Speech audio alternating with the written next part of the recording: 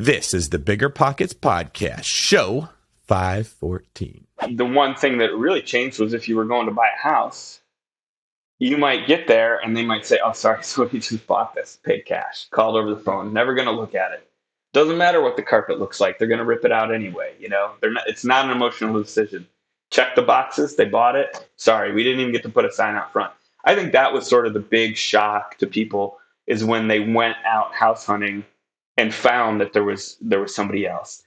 You're listening to BiggerPockets Radio, simplifying real estate for investors large and small.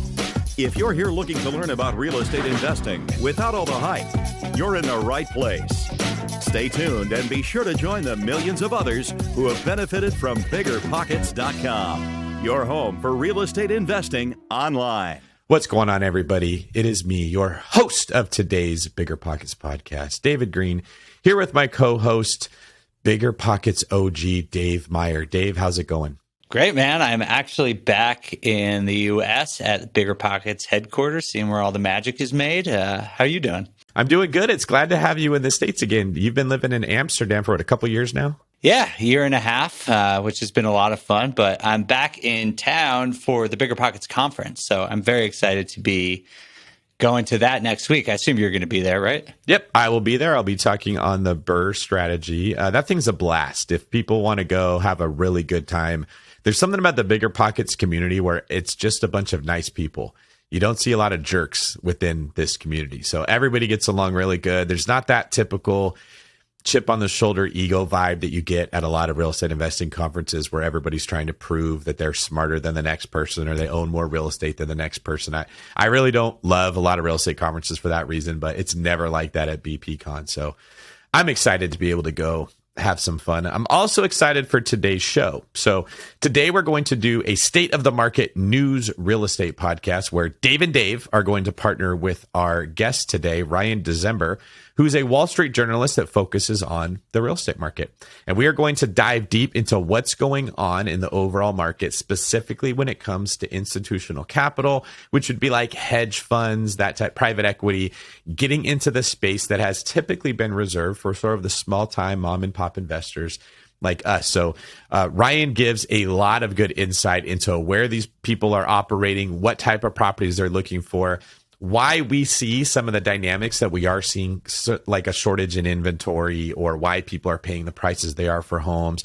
We get into if we should expect a crash or not, and maybe how we should change our investing strategy around that. Dave, what was your favorite part of today's show? I think the major thing is when you see some of these headlines about Wall Street and these institutional investors entering the market, it seems like really doom and gloom, and it can seem a little scary. And we do talk about that, like what advantages they have. But I think what Ryan and you and we all talk about that's really important to note is that you, the small investor, still have a lot of advantages over these big companies, whether you see that right now or not.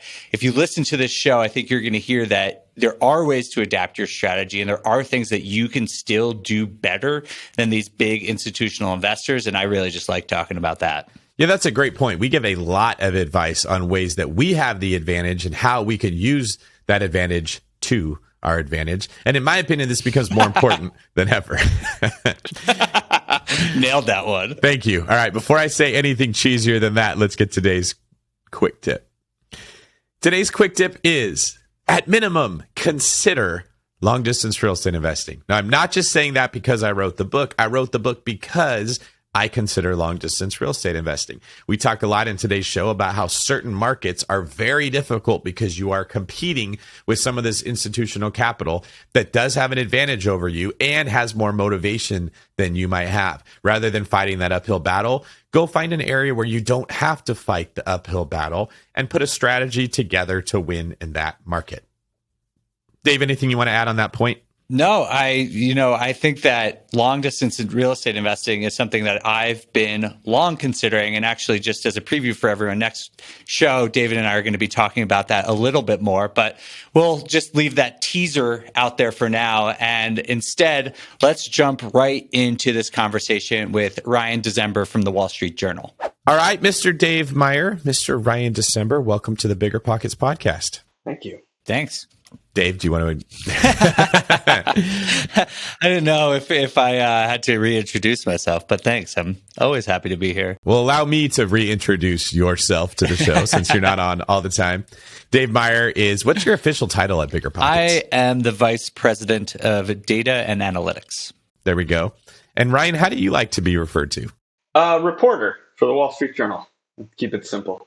And you cover housing for the Wall Street Journal, so that's a perfect person for us to have on the show today because we are going to dive deep into what is going on in the overall real estate market. We're going to bring you guys the hottest news fresh off the press and then give our commentary on how we can interpret this to help build wealth through real estate.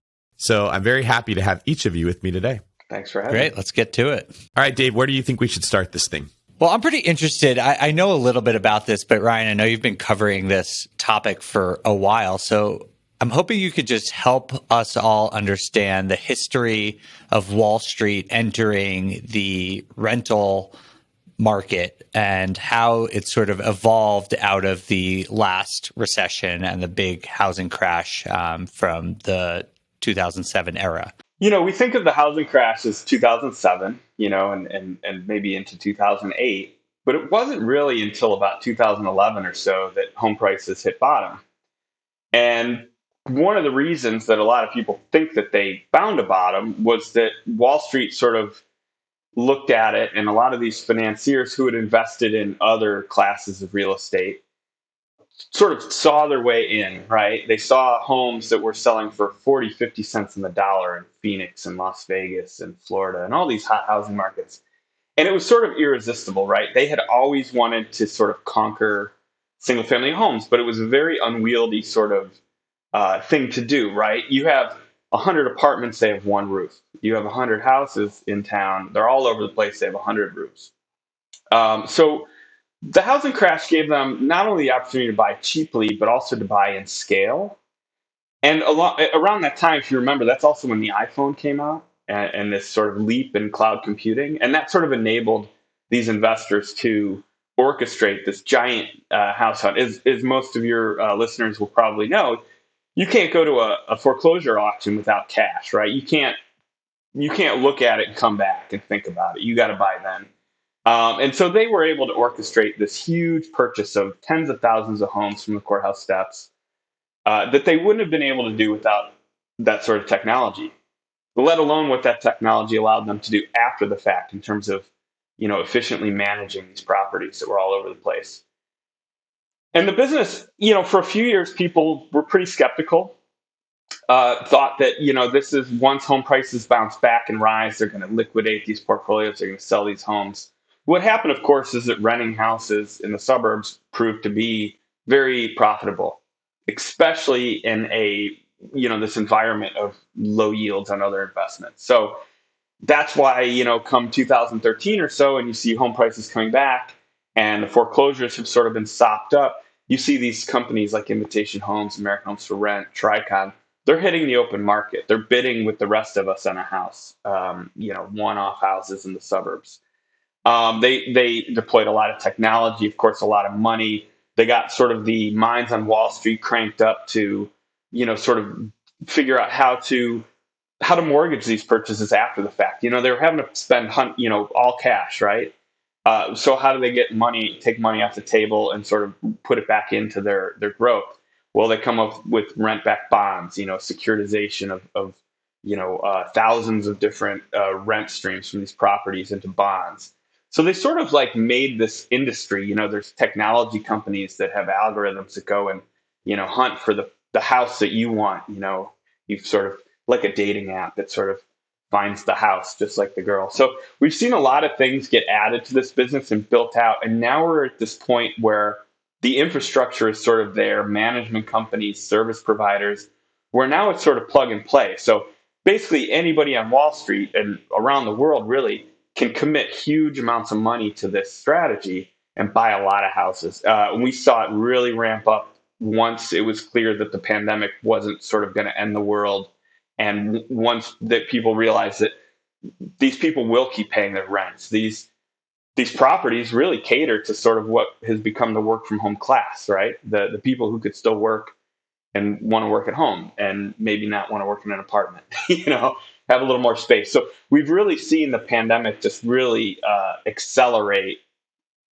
And it was all because of these systems and this sort of business that was built out of the last crash. That's a great context. Thank you for sharing that. And I think it's really fascinating to sort of think about the fact that Wall Street, while we see it as sort of a competitor to small time landlords right now, could be credited in a lot of ways for sort of spawning this whole generation of investors that we've seen over the last year because they helped find that bottom back in 2011. David, do you have any thoughts on how they've sort of contributed to where we are today with so many people being interested in real estate investing? Do you think Wall Street plays a role in this whole movement we're a part of? Well, it absolutely did. And to simplify the way that real estate sort of works on a macroeconomic level is you have to understand the psychology of a buyer. So buyers drive markets. When people want to buy houses, the market is healthy. When they don't, it's not. And it tends to increase sort of incrementally through the amount of buyers that are in a market compared to the number of listings. So there's 2 buyers for one house. They're going to bid over asking price. The price now goes up. There's an appraisal number that's set as the value of that property. All the other houses in the neighborhood theoretically go up in value. Everybody makes money. People put more money into fixing up their homes. So now they're going to Lowe's and Home Depot and they're paying all these other people. More people want to sell their house because they have equity or they want to refinance. That gives loan officers jobs when they want to sell their house and buy another one. That's the title rep getting paid and the home warranty company. All these transactions are taking place. The problem is when homes stop going up in value, everybody has one big flock of birds that all move in the same direction at one time. They all withdraw. And they don't want to catch the falling knife. That's the phrase that's going on. So prices start dropping and there's nothing to stop the bleeding. There's no tourniquet because all the buyers, like me included, just sit back and we wait and see, well, how far is this going to fall? We don't want to jump in too soon. Well, so what I'm getting at here is prices increase incrementally, but they decrease rapidly. It just, boom, that's what we saw happening in 2010, 2011, late 2009. The hedge funds, these really big buyers, were the ones that came in and functioned as the tourniquet when the prices were dropping. They came in and said, hey, the debt service ratio looks really good on these properties. We don't know if they're going to keep falling. We don't care. They will cash flow if we jump in and we buy them. And that's what they did. They started buying houses and then they started attending auctions and they started buying foreclosures. And it's not just that people tend to look at this and say, well, they sucked up all the inventory and they restored balance to the force. I don't think it was so much that.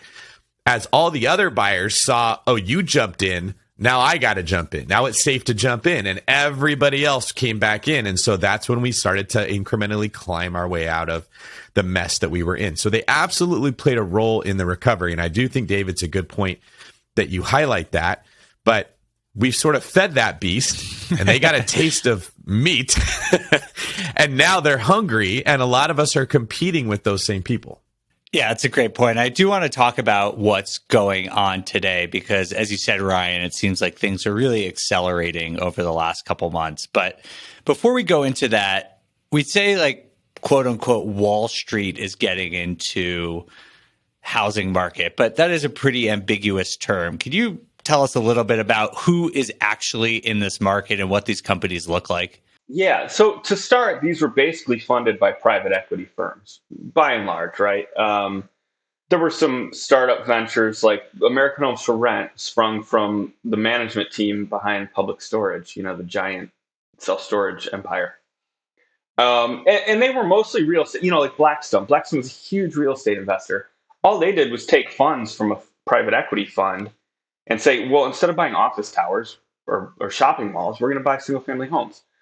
And the reason private equity started it had a lot to do with the fact that their money's locked up, right? A private equity fund holds investors' money for a decade or more.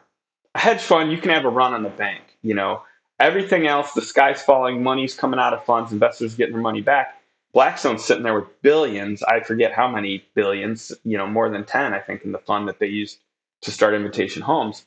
They had money locked up and ready to go. So that's sort of what it started as private equity funds. Most people would know them more for their corporate buyouts, right? Like a leveraged buyout. But over the past few decades, they really branched into real estate investment. And they had conquered every asset class in real estate except for the single family home. You also have hedge funds, of course, that act pretty much in the same way. And now you have public companies. These companies have become fully formed, fully public real estate investment trusts, right? A REIT. You also still have a lot of private equity funds within the companies that are operating, whether it's Invitation Homes, Progress Residential. A lot of those companies now are forming joint ventures where some big institutional investor, an insurance company, or some asset manager will set up sort of like a side pocket. We'll buy $1 billion worth of houses with y'all. You manage them, right? So they're sort of the tip of the spear, which is these big companies that started up during the crash. And then there's a lot of money coming from behind them. That's why I sort of use the catch-all like Wall Street or, like high finance. We're talking, global investors, sovereign wealth funds, pension funds. Texas Teachers are in it. CalSTRS is in it. All these big pockets of money. And really, it's all like lately, it's all a function of, okay, you have this pandemic. You see that people are still paying their rent, right? And suburban houses are hotter than ever. Meanwhile, everything else is very uncertain. You're going to buy an office tower right now in New York City. You want a shopping mall. A lot of big pockets of money have money to do that stuff. And so it's shifting more to single family homes. And that's sort of where we're at now. But when we talk about like big numbers, like you see these studies that come out from consultants and CoreLogic, John Burns Real Estate that say, 1 in 4 houses in this market are being bought by investors. That's everyone. That could be a sole proprietor all the way up to Invitation Homes with 80,000 houses. That's basically anybody who's not going to move into the house they buy. So we sort of have two different groups, and that's sort of why I sort of use like high finance or Wall Street to distinguish the billions from the millions or thousands, right? Yeah, exactly. I mean, we see, I've seen data that says about 15% of houses are owned by investors, but that includes anyone from has a single family, one rental property or flipping a house up into these giant publicly traded companies that you're talking about. And for years, I mean, I've always seen that the vast majority of them, 12, 13, 14% of the 15 are smaller time investors. But is that changing? It is, but it's still like, I think there's something like 16 or 17 million standalone rental homes in the US. And we're still measuring the sort of the institutional investor of the Wall Street. We're still measuring them in the hundreds of thousands of properties. It's significant. It looks less significant when you consider the country as a whole, but when you chop it down to the markets that those companies buy in and the neighborhoods they buy in, it's highly concentrated. But when you blow it up to the whole country, like, Invitation Homes doesn't own any houses in like more than half the states, in the country. But if you go to certain neighborhoods in Phoenix, they're going to own a lot of houses, sometimes one after another down the street. So it's changing, but it's sort of like, again, it's sort of like two different scales that we're looking at. The national level, it doesn't look like much. Drill down, it's pretty serious. Pretty big numbers. I think that's a really good point to highlight, that while these institutions are having a very significant impact on the overall housing market, they're not operating equally in every single market. So when you say in Phoenix, they're likely to own a lot of properties, that's because the price to rent ratio in Phoenix is very strong compared to what it might be like in California or in New York or some of these other coastal markets. And the reason that they need a price to rent ratio strong is they need cash flow to pay back the people they're borrowing money from. Like, you can kind of interpret what they're going to do based on understanding their model and how they work. Just like a lot of investors focus on cash flow if their goal is to get out of their job, they don't want to be there anymore. So as you hear this, don't become discouraged, right? You can use this to our advantage, and we're going to talk about that, how we can buy in markets where hedge funds are operating and increase the value of our houses, or how we can find markets where they're not operating if we're looking for deals we don't want competition. Well, I was just going to say, you can get a good idea when you look at these companies, particularly the publicly traded ones. If you look at their investor presentations and their quarterly filings, what we've seen is just like what David said. It's like they bought houses really cheap in California or South Florida, and now those houses have gone back up. They're not 40 cents on the dollar; they're full price and then some. Does it make sense to keep renting out a $750,000 house? Probably not. When you can sell it, take the money and buy 4 in Phoenix that are cash flowing. So we're seeing a lot of that. They've been pulling out of Chicago, selling and moving out. High taxes, rent's not growing, population's not growing. Invitation moved out of Nashville. Interestingly enough, very soon after, property taxes went up across the whole region. So, like, clearly that was a strategic move to preserve cash flow and put the money elsewhere where they could do better. So, yeah, just because they're there now doesn't mean they're always going to be there. They're like oil companies where they're always trading horses. Wells here and there. They're always optimizing the portfolio. And what are some of the characteristics in markets that you see these companies look for? Job growth, demographic growth. They don't want to pay a lot for a house, right? You don't want to own $1 million house and be renting it.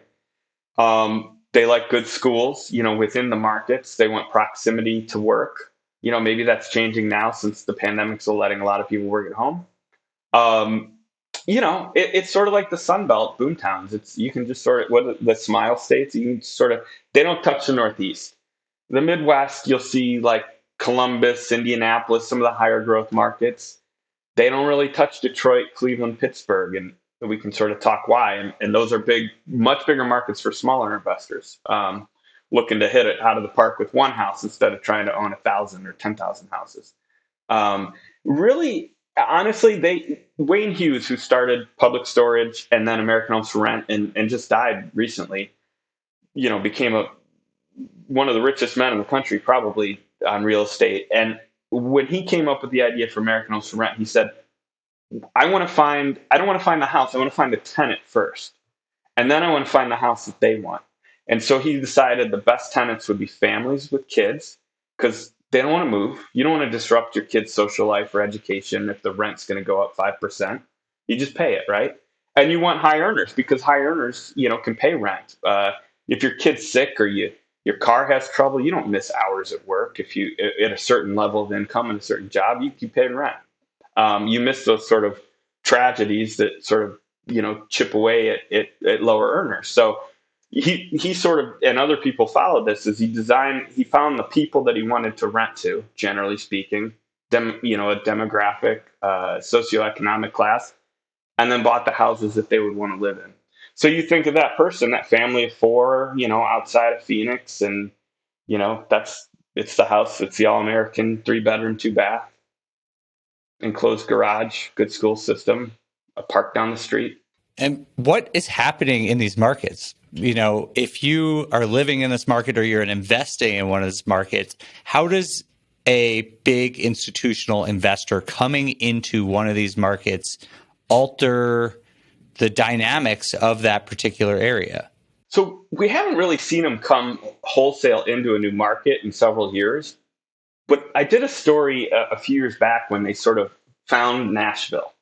Right? Nashville didn't have a lot of foreclosures, pretty steady, but it was a boom town, right? And there was a suburb south of Nashville called Spring Hill. I don't know if you remember the old Saturn car commercials from GM in like the 80s. It's a car town. There's an auto factory. And that business was coming back. There was a lot of hiring, a lot of people coming from Michigan and Ohio who had underwater houses at home and had to rent where they were moving to work. And sort of all these big investors, their house hunting algorithms sort of pointed them, here's a place to buy. And very rapidly, they bought something like 7 or 8% of all the houses in this town. What was interesting is, like, I called City Hall to check my numbers. City Hall had no idea. So, I mean, what did that tell you? That told you, number one, they're cutting the grass because no one's going to City Hall to complain or the council meetings, right? And it really didn't change a lot. The subdivisions where these houses were concentrated, I found some where 15% of the houses were suddenly owned by 3 companies. And they would have like meetings and worry about it. And then they'd have a vote like, oh, let's ban any more rental properties. And they would routinely fail because once people got to thinking about it, what if I have to rent my house someday?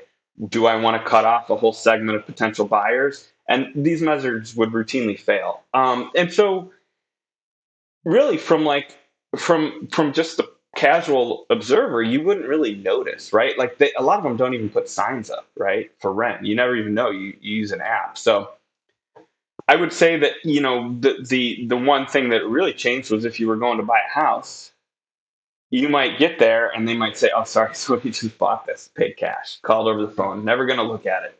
Doesn't matter what the carpet looks like; they're going to rip it out anyway. They're not. It's not an emotional decision. Check the boxes. They bought it. Sorry, we didn't even get to put a sign out front.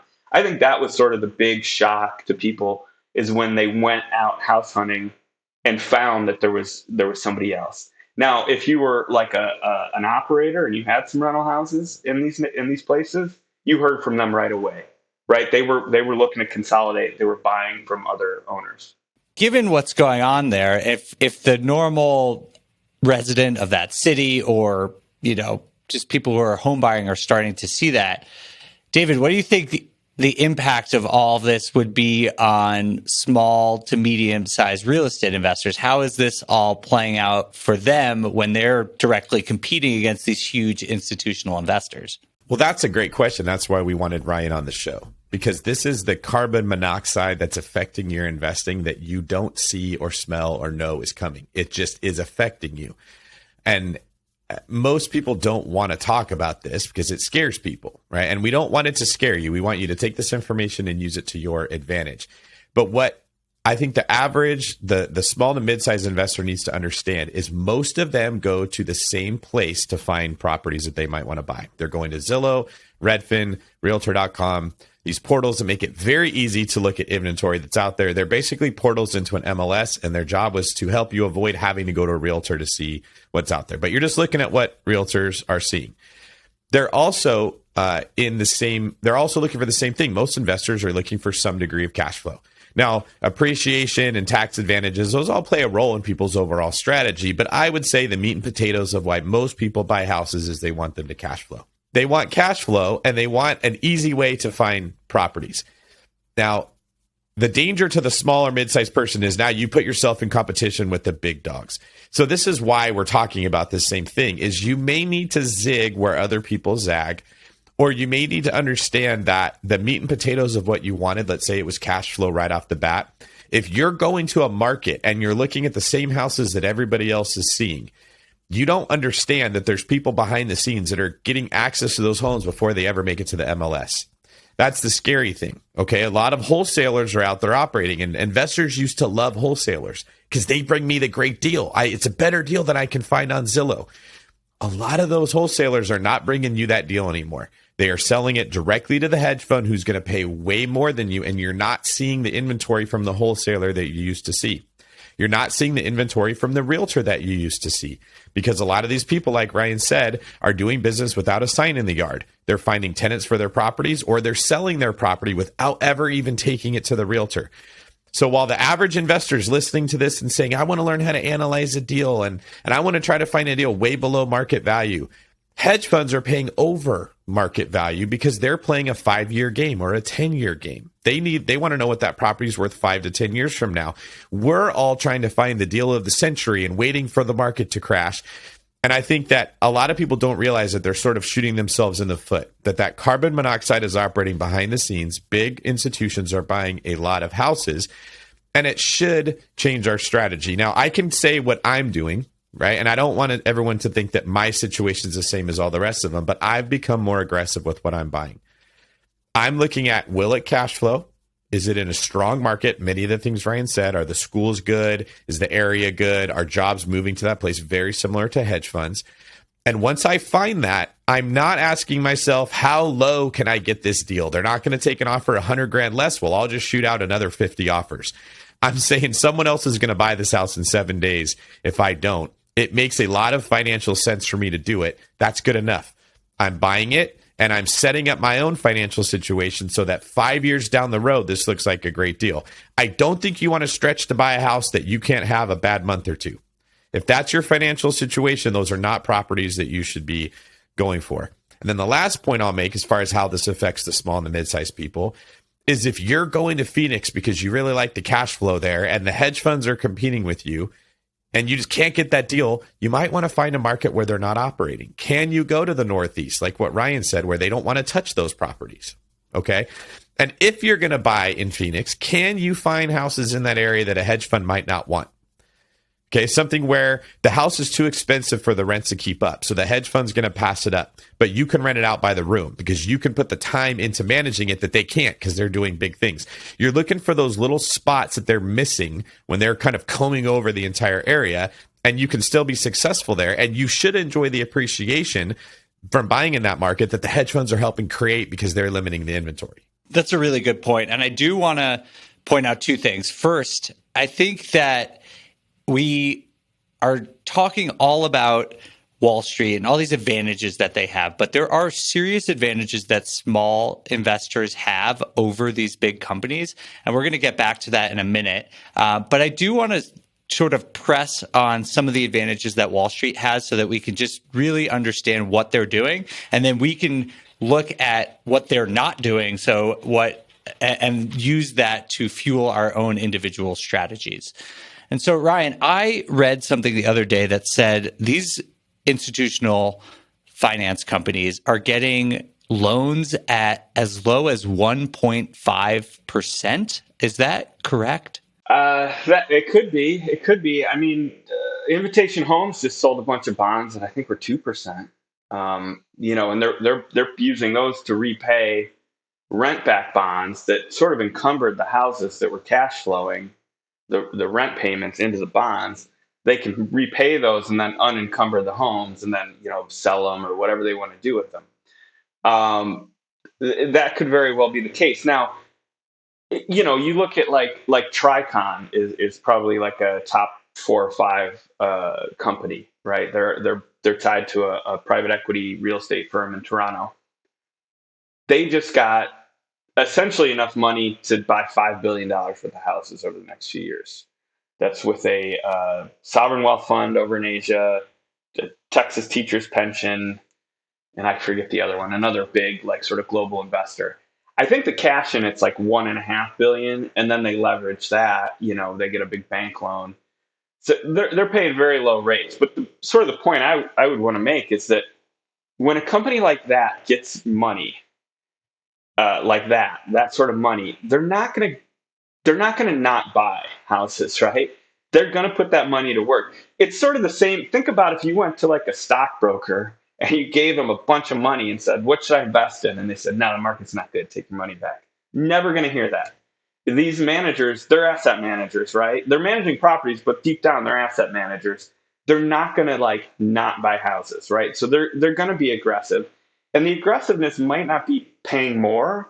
It might be willing to accept a lower rate of return. Because again, like David said, they're not trying to hit a home run with every house like an individual might, right? When you're buying 18, they're going to probably buy 18,000 some houses with this $5 billion over the next few years. When you have 18,000, you can have some clunkers, you can have some that lose a few for a few months. You're just spreading it out, right? So they're going to have to be aggressive in terms of probably lowering their standards in terms of yield and things like that, cap rates. They're the advantages when you have it with the regular buyer is they have the cash up front. They're not having to go to financing. One, there's no emotion in it, which there's emotion. Even if you're an investor buying 1 or 2 houses, there's probably some emotion that they don't have. They don't care what it looks like inside because they're going to gut it. They give that certainty when they make an offer, it's going to close, right? It's sort of a no-brainer to take all things being equal, you're going to take theirs. There's no risk of an appraisal knocking the deal off course. So they have advantages there that they can work. I think what we'll see is that they'll probably come down, not necessarily come down in market, but come back in their sort of their math on what they find an acceptable return to be. They can't get that. They can't get a return anywhere else. So 5% still beats the heck out of a treasury at under 2. So you just sort of, when you're thinking on that big level, you have to think like that. Like, what else are they going to do with the money? I like what you said, that their aggressiveness might be being willing to take a smaller return. So in around 2012, 13, when I was first kind of getting into heavy real estate investing, I would tell people I look for a 12% cash on cash return. That was sort of the criteria that I look for. And that made a lot of sense because prices, we didn't know what they were going to do, and they were kind of just slowly ticking up. Well, as more people are buying homes and the inventory is being limited, you can see that prices are being forced up. There's no other way for them to go. So that 12% number becomes less important to me because appreciation is just baked into what I'm buying. Okay. And so what I'm willing to accept becomes more aggressive as far as cash on cash, which means I will buy properties with have a lower cash on cash return. So the person who's clinging to that 12% number is just getting passed up. And smart institutions are weighing this into their decisions. And I think a lot of the people that we want to get the homes, the people listening to this, you don't see Blackstone's probably not listening to BiggerPockets podcast, figure out what to do. I'm saying I want them to understand it's okay to do this within your means, right? This is why BiggerPockets has BiggerPockets money and a lot of their financial independence resources. So people learn how to manage their own home and their own household so that they can reduce how much they may be getting cash on cash because they're living beneath their means. In an article from CNN Business that was titled "Wall Street is Buying Up Family Homes, the Rent Checks Are Too Juicy to Ignore," there's a line where they mention even before the pandemic hit, institutions already heavily invested in commercial real estate, which is, side note, Ryan was just talking about that, and were looking for ways to diversify their income streams. Residential real estate provided an obvious alternative and one that has only become more attractive since the pandemic. And if you think about it, retail space, business space, a lot of those commercial areas where typically these big REITs and hedge funds were buying have become much more risky. You don't know if businesses are going to be operating out of retail spaces. Everybody wants to work from home. People are doing the Zoom thing. So it makes sense that that money would shift its way out of those big commercial spaces and into the residential spaces that are safer because people still need a place to live. Now, traditionally, it's been very difficult for them to get into our space that we like to operate in, the residential space, because management was a pain in the butt. You did not have software that was available to manage properties. You didn't have the demand and thirst for it where you could handpick the best tenant, right? A lot of the time that the world's been spinning, if you manage residential real estate, you had to be really good at marketing your property to get the tenant to want to live there. Well, supply has become so low and demand has become so high, that isn't as much of a factor. Most people are making really good money managing properties right now. So that opened the door to let them come in, and they are coming in hot. Yeah, they definitely are. And so what I'm hearing from both of you is that these companies have a handful of advantages over small-time real estate investors. So I'm hearing their ability to take a lower yield is one of the main things. We talked a little bit about financing, the ability to make all cash offers and bid out people who don't have that opportunity. And there was something else that you mentioned quickly, Ryan, that I want to talk about is that they don't care what the inside's like because they're going to gut them.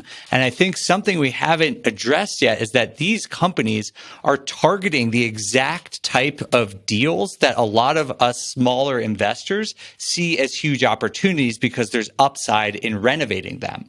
And so whether you're doing a BRRRR deal or just fixing up a more traditional property, these companies are looking for that. They're not going to be taking deals that were just, I mean, some of them are buying just flipped homes, but you see a lot of them targeting these things. And that's because they can renovate them at a much better scale and for cheaper than a lot of investors can, because they are huge and they can hire an entire team of contractors full-time on the payroll and just churn out these renovations and increase the value of the properties all on their own through forced depreciation.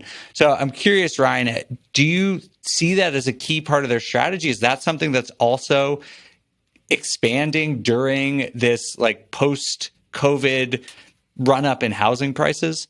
Well, I think like you hit the nail on the head. Like Invitation Homes and some of these big operators, they're buying like flooring and faucets by the train car load, right? Like they're getting a good deal, better than me and you could get at Home Depot, even if we got one of those discount cards. So you have that. They standardize them, right?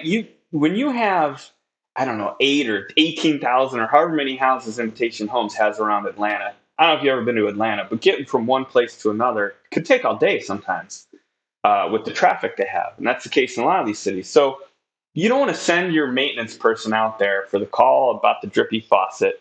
And the traditional way to fix a drippy faucet is you go there, you look, you say, okay, this is it. I take the washer or the stem out. Then I go to the hardware store and I get that one. Then I come back and I put it in. They already know when they pull up, before they even go, what that faucet has, what size washer. So, they can fix that right away in one trip. So by standardizing everything, they've made management much more simple. And that's sort of like one of the reasons why they just kind of go in and do it their way, at the onset, and why they don't fuss about the carpet or whatever. What's really been interesting lately is that they're buying a lot of houses straight from builders now, and from the iBuyer, the open door, sort of these programmatic house flippers that don't really, they're not like a fix and flip. They're not knocking down walls or things like that. They're not removing lead paint. They're kind of sprucing the place up. Think $15,000 and less of work sort of situations. They're buying a ton of those houses. And again, that's probably more a function of the money coming at them and how they have to put it to work. There's a big home builder out of Texas, LGI. They report earnings. They report a segment called I can't even say it, wholesale home sales. It's a tongue twister. But think back, if 5 years ago, you wouldn't think that a home builder would have a wholesale unit. Like, you sell a house at a time, right? The rich among us might have a couple houses, but you didn't sell multiple of them. I had an anecdote and a story from April where D.R. Horton, the country's biggest home builder, they build these cookie cutter houses all over the country for sort of the middle class, the starter homes. They built a subdivision outside of Houston. There's 115, 125 homes, something like that. They filled them up with tenants. Then they put the whole thing on the block. Who wants to buy this cash flowing subdivision?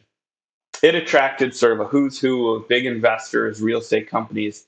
And the company that actually bought it and won the auction was a firm called Fundrise that crowdsources small individual investors. I forget what they paid. It's in the article, but D.R. Horton made a 50% return, gross margin or something like that. They made basically effectively twice what they would have sold on margin selling those to individual buyers. So you have this whole thing evolving where you're sort of building brand new houses straight for that channel.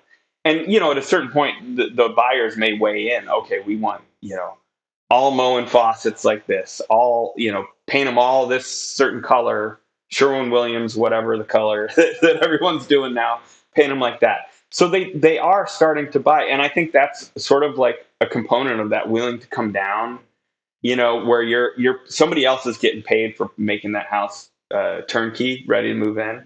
And they're starting to do that. So that sort of bleeds into where we're talking about, because of the money they have to work, they're willing to sort of come down. They're not really looking for that deal where they say, well, if we can get all the junk from this hoarder out of here and get rid of that smell, we can really do something with this house.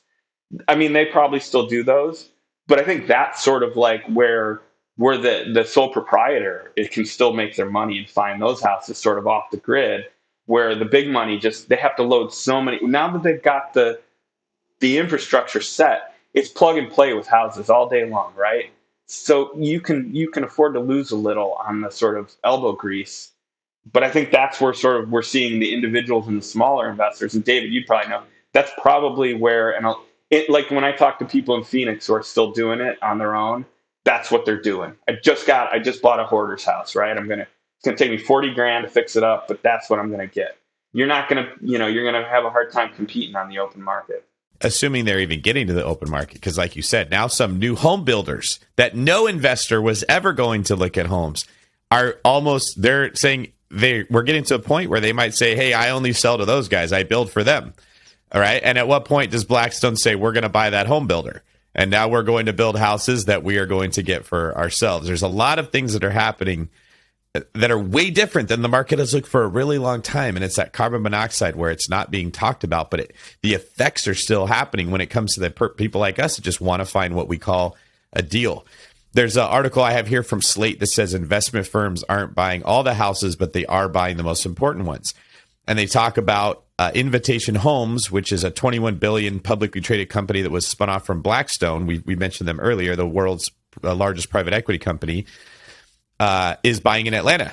And it's saying that while normal people typically pay a mortgage rate of 2 to 4% these days, Invitation Homes can borrow money for far less. It's getting billion-dollar loans at around 1.4%. And because of that, in some zip codes in the Atlanta area around 2010, they were buying 90% of the inventory in those zip codes. So if you lived in Atlanta and you were like, my God, why is real estate becoming so expensive? They're able to borrow money at 1.4%. They then go make a cash offer, which is cheaper than your financed offer that you're getting at 3 to 4%. They get all the homes, they wait for them to appreciate, and they're basically BRRRRing. Now they come in and they refinance that whole portfolio at really cheap money. They can take that 1.4% they're paying. That's their down payment, right? They can go borrow the majority of the money from somewhere else. It gives them a really good rate because they're operating in high volume. And they move on to the next area, kind of like locust that will soak everything up. So it's just one more example to kind of highlight what you're saying here, Ryan, and sort of give some credibility to it. This is exactly what we see happening in many of the markets that investors have typically been trying to find deals in throughout the country. All right. So I that makes total sense. And we're seeing basically these big advantages. But Ryan, you touched on something really important, that small investors still do have some advantages. You already pointed out one really important one, which is that, they're not looking at these hoarder homes. David, what do you think some of the other advantages that small to medium-sized landlords have over these big institutional players? Okay, so here's a big piece of it. When you're an institutional investor looking at a house, you're not necessarily looking at a house, you're just looking at an income stream. Their minds process this information the same as they would look at buying stock in a company, buying bonds, making private loans. It's all just what return can I get based on the price to rent ratio, which means they will look at a property from a lens that misses out on a lot of the value. They don't, and I know this because I've sold to them before, the people who are making their decisions are getting paid acquisition fees based on how much they pay for the property. They're not experts in understanding real estate. They are experts in making relationships with people that have homes to sell and soaking them up. So if there's a property that's worth significantly more than the other houses around it, but maybe the rent doesn't keep up with it, that their radar will miss it. Like the Tyrannosaurus Rex that theoretically can't see something that's not moving. If you just stand still, they won't eat you, right? Those houses will not show up on their radar screen. But if you know that market, or you're working with an agent who knows that market, who can come and say, look, houses in this neighborhood rarely come up for sale, or they appreciate a lot. The schools are amazing here, and this has a lot of square footage, or it has an ADU. The hedge fund's not noticing that it has an ADU. They're not even going to put the time into looking to see that. They're just looking at whatever this Zestimate says of this and how much rents are for the other houses around it. So anything specific to an area that other people might not see is huge. One of the things that my team does is we look for houses that have more square footage than show up on the MLS. Lots of people finished basements, added bonus rooms. I took a sunroom and turned it into part of the house, did an addition, and they didn't report it to the county because they didn't want their property taxes to go up. So if you're looking at it individually through an agent or yourself, and you can find, hey, that house has 3,000 square feet, not 2,200, hedge funds won't see that. They're only going to see sort of like the big macro picture. So you can find opportunities there. There's also the way you use the house. So this, like, I like to buy really big houses, 4,000 square feet, 5,000 square feet, and then figure out, how can I turn this into smaller units? How can I rent it by the room? How can I split it into different pieces? How can I convert a garage? What angle can I use to make this work so that I can make it cash flow and I can make it rent out for more? If they see a 4,000 square foot house, all they see is, yep, our payment's going to be $6,000. The rent's going to be $3,000. That's a hard no. I'm just going to pass it. Whereas we can take that $3,000 rent and turn that into $8,000 rent, depending on doing it right. And these are California prices. I understand if you're listening in Indiana, you're like, where does this $8,000 number come from? But it's all relative, right? Adjust it to whatever your market look. It could be $800 in your market. But I think that's what we have to do. And this is why BiggerPockets is constantly pounding the table saying, you've got to become an expert. You've got to learn how real estate works. You can't look for the quick fix. One of the things that I've been just railing about, this is a side note, I'm about to rant here, that drives me nuts about the investment community the last 5 to 8 years is the tech world basically sort of promoting laziness, where they say, look, I just want software that will scrape Zillow and scrape Redfin and find where the best house is and where the numbers work the best. And then I'm just going to go buy it. I don't want to have to learn how this thing works. They want to treat it like a stock.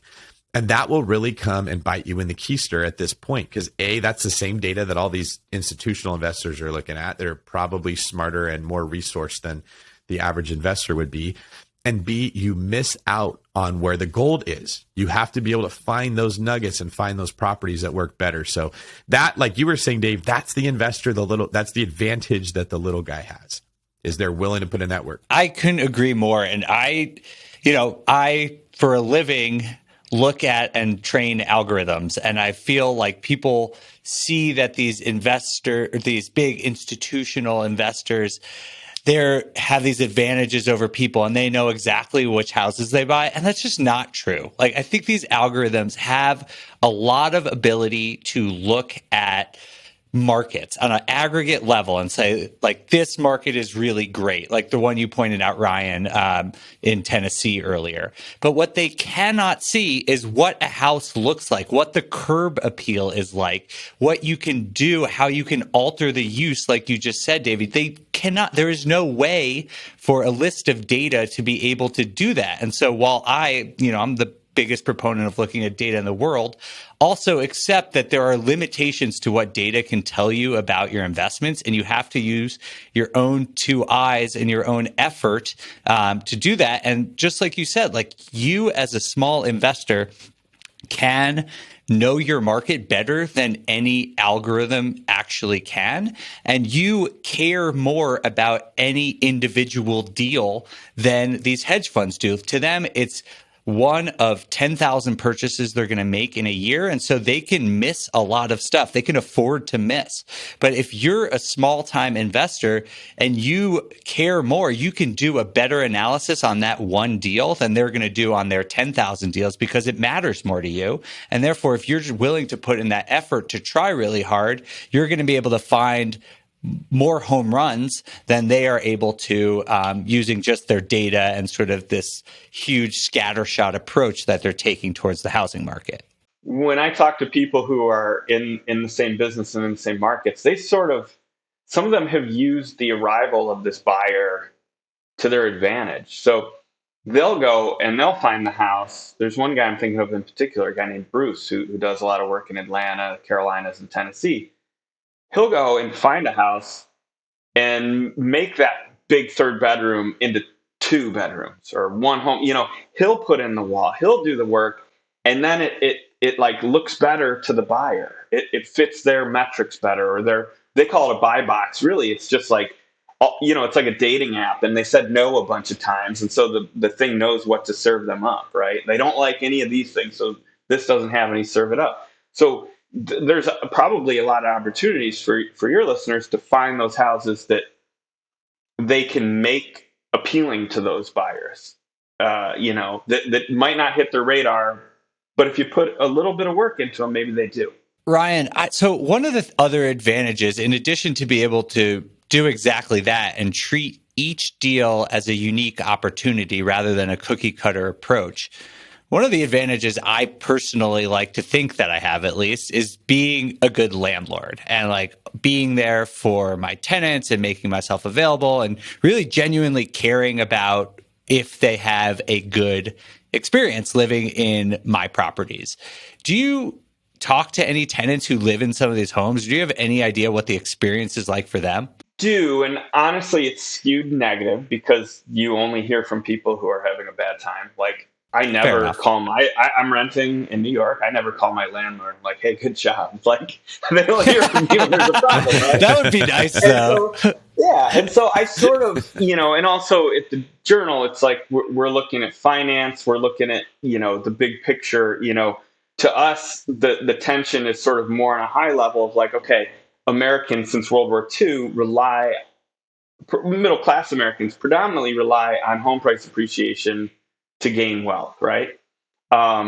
We're not really earning any more money than we used to in like the 50s because of inflation and slower wage growth. It's all the middle class has held its share of the pie because we've owned homes and they've appreciated in value. So we sort of look at the tension and frame it like that. Okay, so if people don't own homes, where do they get money for retirement?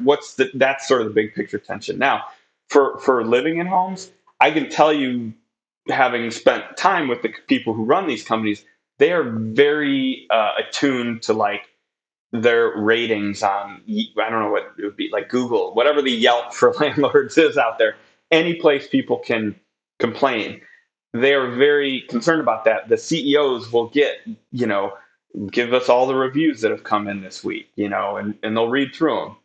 It's a big part of their, for the same reason that you're able to find a place to live on your phone, you're also able to find out a lot of things about your landlord or your prospective landlord. So that is an issue. But I wanted to make another point. I've owned a home that I had to rent out. I bought high in 2005, wasn't able to sell it for almost a decade, had to rent it out so I could move for work.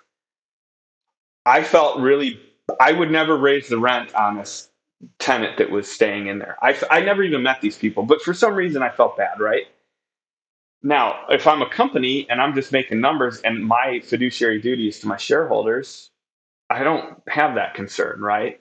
So I might be more aggressive. Now, I'd sort of try to think, well, if there had been big companies renting homes in my neighborhood and they were pushing rents, I would have probably raised rent. I would have followed them higher without that, sort of human nature be like, I don't want to squeeze these people that live in my house, right? I don't want to make enemies. So there's some tension there for sure. And like, you're going from a system where like, if you rented a single family home in America 2 decades ago, you knew your landlord. You might have gone to church with them, or your kids went to school with them. You bump into them at the grocery store. You don't bump into Invitation Homes. Like you could listen to their quarterly earnings call to find out what's going on, but you're going to a call center. And I'm not like making this anything about them, and I'm just using them because they're the biggest as an example. But like, that's a pretty dramatic change in the experience from a homeowner. Now, the same thing on the same side, if I have a corporate landlord, I'm probably getting the faucet fixed like that day.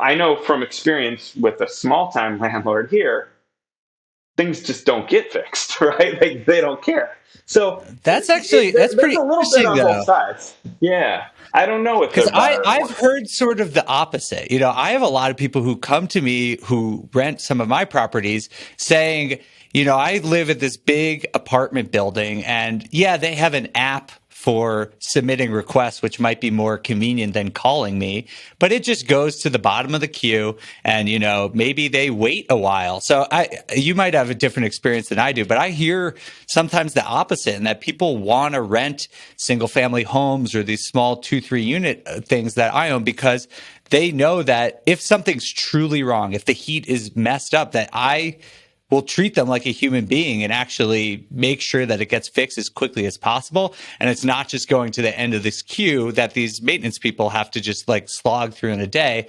And I can just, make sure to preserve that relationship as good as possible and make sure that they, know that I am genuinely trying to make their renting experience really good. That's a good point. And the caveat is that I live in New York and like everything's weird and different here, right? Like, so yeah, that would be a lot different than if I lived like I'm from Ohio, and if I called like I'm thinking of like my dad, he would be right over. But to your point, like some big corporation, okay, you have a dripping faucet. Is it dripping into the sink? Not a problem. If it's dripping down the back, they're probably going to bump you to the front of the line because they're going to cause water damage. So they're probably, I'm sure the same sort of technology they're applying to find the houses and find out how much rent, they've probably applied stuff to who gets the maintenance call first, in order to preserve the property and to not cause other problems. So yeah, you're probably absolutely right in that.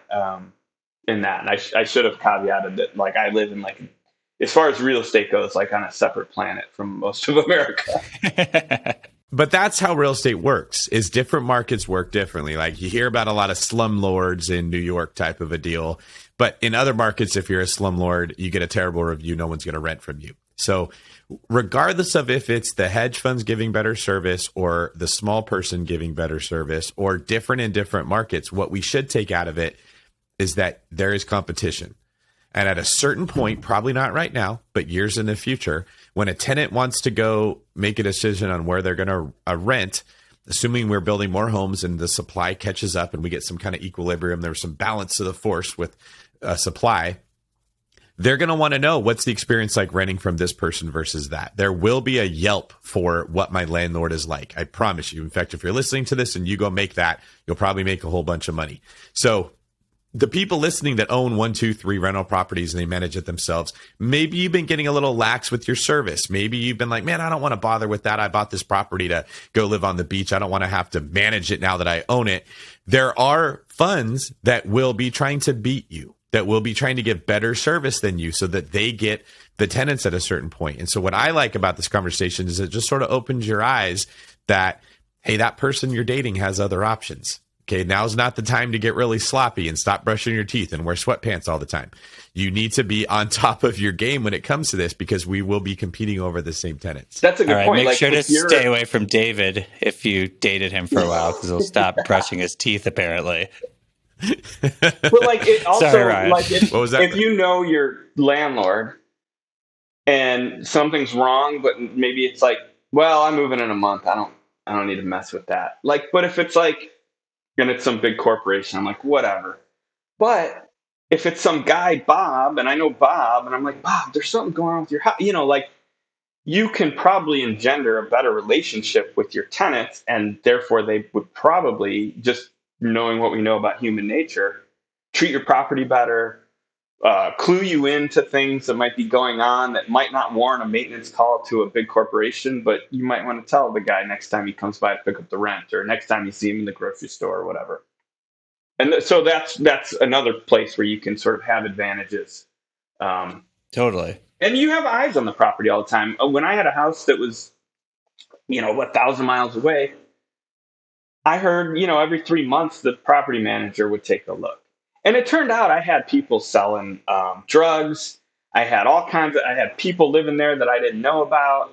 I had all kinds of problems. And like, if I was living in town, that wouldn't have happened. Like I would have known about those things. I would have heard about it from neighbors, things like that. Where just being the distance, just even though I had a manager who was getting paid a good chunk of the rent to look after it, it wasn't the same. So I can imagine that, once you extrapolate that nationwide instead of just in a local market, that you could have the problems compounding. All right. Well, this has been an awesome conversation so far, and I've learned a lot here. I'm curious, Ryan, what do you think happens from here with these institutional investors? How do you see their behavior changing over the next few years? And if you have any advice for how small to medium-sized landlords should adapt to their next moves?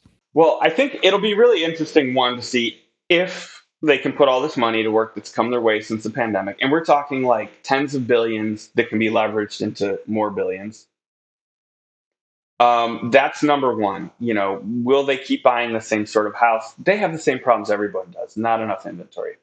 So how do they get around that?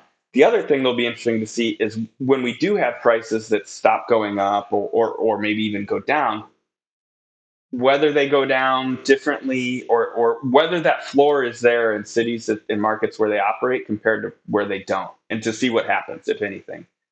The other big thing these companies are going to have to contend with, and all investors, we've had home prices just soar. Well, you know what comes next? David knows what comes next. In a year or two, the property tax bill is going to go up. And that's the number one fixed expense for the big companies and probably for a lot of the because they don't have really any financing on the houses. It's all about property taxes. So that's going to be a big issue coming forward. It's like, how do they grapple with that? Right now, the ability to push rents is covering a lot of problems. Lumber's stored, and they're building new houses just to rent. You can cover that up with the rent increases we've seen, double-digit % year over year on new leases, which is, we've never seen anything like that. So those are sort of the things to look forward to. I think there was an interesting sort of lesson right before the pandemic. I followed around a woman who flips houses and does a lot of turnkey stuff in Cleveland. And Cleveland caught my attention not only because I'm from there, but I noticed that it was in a group with a few other cities in the Great Lakes sort of region of places where the gross margin, on flips. So any house that was bought and sold within a year of a previous sale is how these were measured. People were doubling their money. Now that doesn't account for their expenses or anything, but those markets, that has largely sort of held up in those markets. And I followed this woman around to see what she does. And it was sort of like, she's not going on the MLS. She's finding a house that's beat up and putting a lot of work into it to renovate it. And then we're at one that she's doing, and she's, buying in this neighborhood that looks really bad, but she knows that the hospital there is doing $1 billion expansion in the neighborhood. So that neighborhood's going to be a lot better soon. So that's like that local knowledge, right, of where to buy. So, but while we're at this one house that's being finished up, she goes and walks around the block, or drives in this case. I think we walked to this one. And sure enough, there's like an old beat up house with like the kind of sign you'd put in a car, like a for sale, like the orange and black signs, house for sale. 3 different numbers scratched out. She calls, that's the house she's going to get, right? That's the one that no one on Wall Street's going to find. That seller doesn't even know like what to do. It's like somebody's got this thing, they want to get rid of it. And these are really hairy projects. There might be lead, there might be all sorts of other issues. But that was sort of where you could really make a lot of money either flipping the house, fix and flip, or fix and rent, and then flip, right, to somebody who wants the cash flow. And she was putting them out as fast as she could find these houses and get them fixed up. A lot to buyers in California, a lot of them who were selling a house that they had bought during the crash that had appreciated tremendously. They sell it, and to avoid the taxes, a 1031 exchange, they put the money to work in other cash flowing properties. And they would look far afield to where they could buy a few of them for the cash flow. And that was places like Fort Wayne, South Bend, Indiana, Detroit, Flint, Kalamazoo, Cleveland, Pittsburgh, Akron, sort of the Rust Belt Great Lakes. So, I mean, that was just one story, but like it was pretty eye-opening that there was a lot of ways to get deals and to do this sort of work where other places that stuff had already been combed through pretty well. That's great advice. I think that really shows a lot about what hustle and effort and local knowledge can do for real estate investors, even in the face of this increased institutional activity.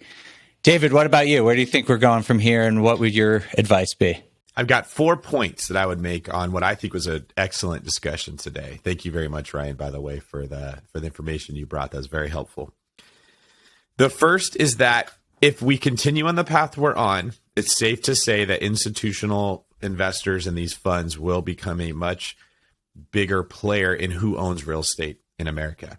Based on the sort of the track record that I see of what happens in politics, going after people like that will be the same as going after the rich. So what I think we're going to see is a lot more taxes being levied on people who own real estate, because as institutional funds become known as a person who owns real estate, it becomes okay to go after them. And a lot of the small mom and pop people are going to get rolled up in that same mess. And so I would expect to see, as this continues, a lot of the tax advantages we've had, like being a full-time real estate professional, the 1031 like-kind exchange, this stuff that's made it easier for kind of the small person to be able to build up their wealth. I would expect to see that stuff disappear. I don't want it to happen. I'm planning on that being a case that will happen at some point.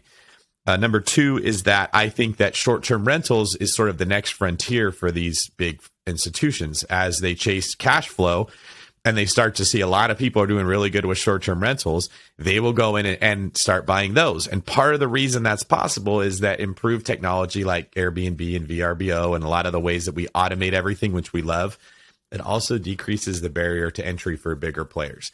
So while we're like, oh, this is great, I have a short-term rental, I don't have to do anything, it's all automated, that just opens up the door that these big giants can come in and kick you out. And so as they start to soak up the majority of the short-term rental market in the future, what we'll start seeing is like timeshares coming back, right? They own all these properties, they split them up into little pieces, and now you can buy a part of their fund through a timeshare, or you can rent it out, and it will be similar to them sort of owning a hotel. They're just, that hotel is spread out across the country. So those properties will be much more difficult to find, and we'll see a lot of appreciation in those markets in the future as they step into it. I think that we should be very aware that as technology improves and they make things easier for people, it is tempting to say, hey, it's automated. Thank God for tech. I can rest on my laurels and I can just enjoy my leisure. Instead of thinking that lowered barrier to entry is making it easier for my competition to step in and take what I have. And they have a 1.4 interest rate when I have a 4% interest rate. They have teams and teams of people that can solve these problems quicker and faster and better than I can at a small level. So now is not the time to say, hey, I'm 27 years old, I got a couple properties, I should take it easy. Like, I just think that there's going to be a big, mean bully. Mike Tyson's coming in to take your lunch money, and you need to start preparing for what that's going to look like. And actively look for ways to invest in real estate that are not easy. I know this is different than what every other podcast tells you. It's go after the easy stuff, right? And retire at 28 years old and just sit on the beach drinking Mai Tais. I don't think that is sound advice right now. I think that you should be actively looking for ways that it is more labor intensive to own real estate, because that makes it harder for these other bigger players to step in and take what you've done. And then the fourth point I just want to highlight is that these hedge funds are not buying everywhere, specifically because of barriers to entry. So if you don't live in one of these big markets that we're talking about, this is almost a non-issue for you personally. So don't freak out. Do not sound the alarm. Do not go stick your head in the sand and say, I can't make this work. Most of the country is still an area where hedge funds are not buying. So people like me, I'm buying more in California. Hedge funds are not coming in here and taking these away. We're going to talk a little bit more in future episodes about how iBuyers are affecting markets like that and the threat that they pose to investors. But as far as institutional capital, that's not the case in many different states. So check out my book, Long Distance Investing. Check out a lot of the information that Dave Meyer's putting out about what's happening in different markets. Find a market that will work for what your goals are, and plan your strategy around that rather than just, walking into the mouth of the beast and trying to compete with these companies that are soaking up all the homes. That's awesome advice. I do want to also mention that if you are looking to invest in different markets, the next episode, David and I are actually going to be talking all about how to identify markets that fit your specific strategy. And David is probably going to take us all to school on how you can actually logistically pull off this feat that seems really challenging. So definitely check that out in the next couple of days. All right, guys, this has been an incredible conversation. I've been really having a lot of fun talking to both of you. Ryan, thank you so much for coming. David, as always, thank you for your knowledge. And anything else you guys want to add before we part ways? Ryan, I just want to take a minute to thank you personally for coming on and doing the show with us. Your wisdom was much needed and very much appreciated. A lot of what we talk about on the podcast is sort of our opinion based on what we see in our own experiences, but I love getting this objective source that we have in you that really is sort of sitting in the crow's nest and looking at the entire market and is an expert in these things that we talk about. So thank you very much for coming on and sharing some of the things that you've been paying attention to. I really appreciate it. And Dave, as always, thank you very much for supporting all those points with the BiggerPockets Insights information, for bringing some objectiveness to a very subjective industry of real estate investing. So thank you both very much. Everybody, please check out the next episode of the podcast where Dave and I dig into how to find the market that's right for you, as well as the strategy that's right for you in that market so you can start taking action. This is David Greene for Dave Meyer and Ryan Dezember, signing off. You're listening to BiggerPockets Radio, simplifying real estate for investors large and small. If you're here looking to learn about real estate investing without all the hype, you're in the right place. Stay tuned and be sure to join the millions of others who have benefited from BiggerPockets.com, your home for real estate investing online.